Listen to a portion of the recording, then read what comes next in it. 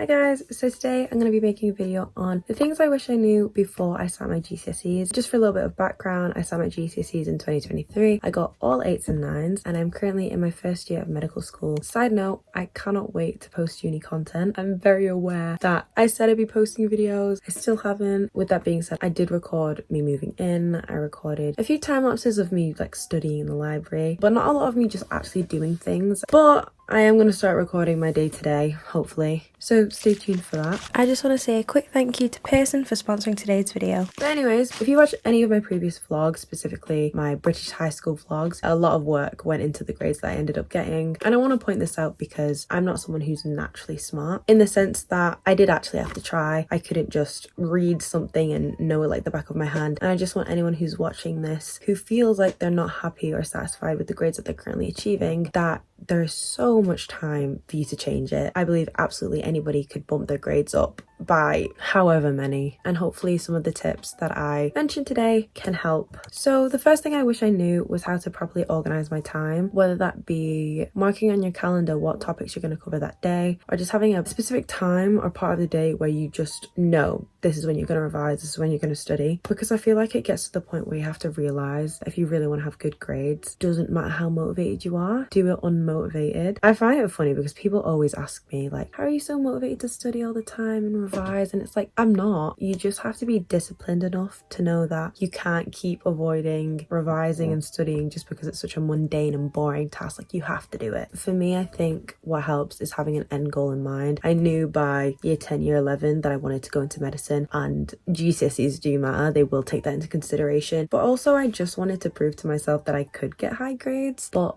also the idea of sitting an exam and not knowing any of the answers was enough to like scare me, to the point where I would never willingly put myself in that position. Like, I would always make sure I was somewhat prepared before stepping foot in there. So I feel like having a study schedule means that you will study regardless of whether or not you feel like you want to. It will also help avoid panic cramming at the end of the year. An effective study schedule means prioritizing the subjects and topics that you are weakest at, and that is something that I failed to do both in GCSEs and A-levels. For GCSEs, it was me pushing English until like the very last minute, and then at A-level it was not doing any media revision or studying at all until 2 weeks before my exam, which I do not recommend. Now you may be thinking, but Stephanie, you still got 2 9s. Stephanie, you still got an A-star. Yes, but if I didn't do that, I would have saved myself a lot of stress, a lot of tears. If you watched my vlogs, you would know that I cried the day before my exams because I was that scared. I felt underprepared. I didn't feel confident.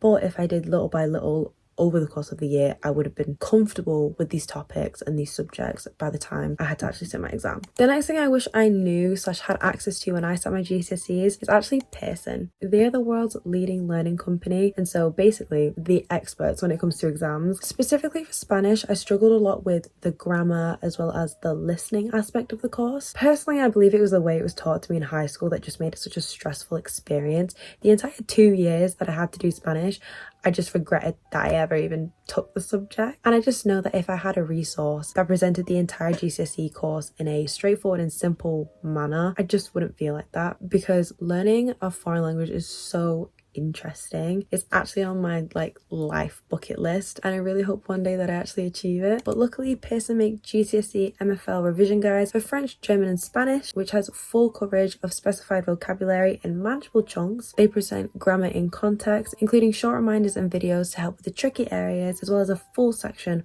on the grammar for more support. You'll also have access to audio, video and quiz content via the QR codes displayed throughout the revision guides, alongside plenty of exam style questions, model answers and tips and tricks from examiners for all 4 skills, including the new dictation and read aloud tasks. And the best thing is, with every MFL and history revision guide, you also have access to Pearson Revise Online and the new exam practice assistant for the subject of the revision guide you've purchased. So for Spanish, you'd be able to build your confidence in your writing using the automatic and personalized feedback, which you can customize to your style of learning. For example, they have direct, encouraging and accelerate. Not to mention the auto-created flashcards, which I would would definitely be making the most of. So with that being said, I highly recommend you check them out. You can get your own personal revised GCSE books on Amazon using the QR code on the screen or by clicking the link in my description. Number 3, learn to use your specification. Oh my days, like I'm saying this as a uni student where specifications do not exist. It actually breaks my heart knowing that there are A-level and GCSE students who are not using it to their full advantage. To actually find your specification, you just need to Google it, your exam board, the subject, specification. For example, AQA GCSE biology specification. Use it as a checklist. This should become your best friend. The exam board cannot assess you on something that isn't on the specification. So use it to guide your revision. Please make the most of it. The exam board is trying to help you. They're not trying to trick you. The next thing, which is probably one of the most important ones, is knowing the difference between active and passive revision. So by passive, I mean like rewriting, rereading notes, highlighting. These just aren't strong enough study methods to retain information over a long period of time. Instead, you need to be using active revision methods. For me personally, I did a lot of active recall using flashcards, but you can also do blurting, mind mapping, teaching people. Basically things where you have to actively retrieve knowledge from your brain rather than just reading something off of a page. It works because it forces you to think about the things that you actually know. So I literally always bang on about flashcards. For me, it's the most effective way to retain a lot of information. Teaching other people was something I really liked to do in high school. I would just kind of go up to my mum and start waffling on about whatever topic I was doing. I know for people, blurting works really well for like essay-based subjects, where basically you write down everything you remember about a certain topic and then compare it to your notes to see what you've missed. And you might write it in like a different colour. So for example, red. And the idea is that eventually when you keep doing it, there'll be less and less in red until you essentially know all of it. Biggest takeaway from this is if you are doing passive revision, stop, switch to active, and just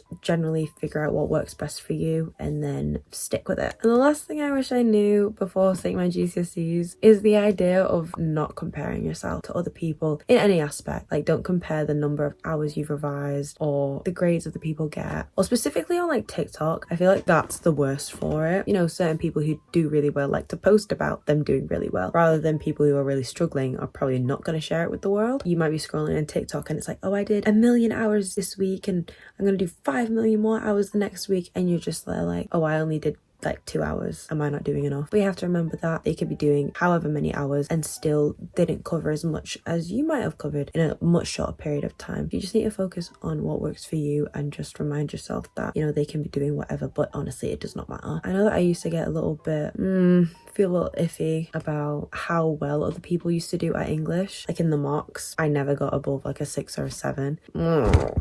But everybody else would be getting like 8s and 9s. Like, it made me feel as if I never would be able to do it. English is just not for me. Like, other people just have something that I don't have. I feel like comparing yourself can be very detrimental in the sense that it can reinforce this negative outlook that you're not capable of things other people are, and it's just not true. So yeah, don't compare yourself, have faith in your own abilities and just keep going. But also learn to take breaks, please rest, don't die for GCSEs. Honestly, it matters, but at the same time it doesn't matter enough to not sleep. Like, please take care of yourself. It links back to my first point. If you're organizing your time properly, having set periods where you revise, you will equally have enough time to rest. Just equally prioritize your own well-being as well as prioritizing your studies. That's all I can say. Anyways, I hope you guys found this useful.